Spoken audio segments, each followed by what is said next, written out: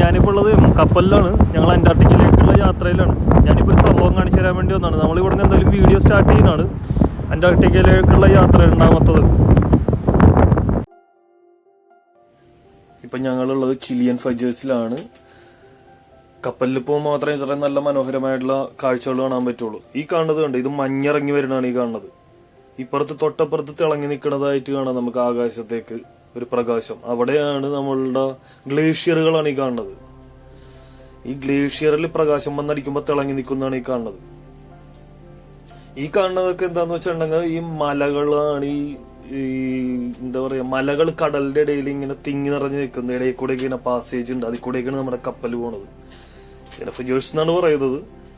ഇത് കരയിലൂടെ സഞ്ചരിക്കാൻ നേരത്തെ സാധാരണഗതി കാണാറില്ല. ഈ ലോകത്ത് തന്നെ ന്യൂസിലാൻഡ്, ചിലി, അതേപോലെ നോർവേ, കുറച്ച് സ്ഥലങ്ങളിൽ മാത്രമേ ഉള്ളൂ.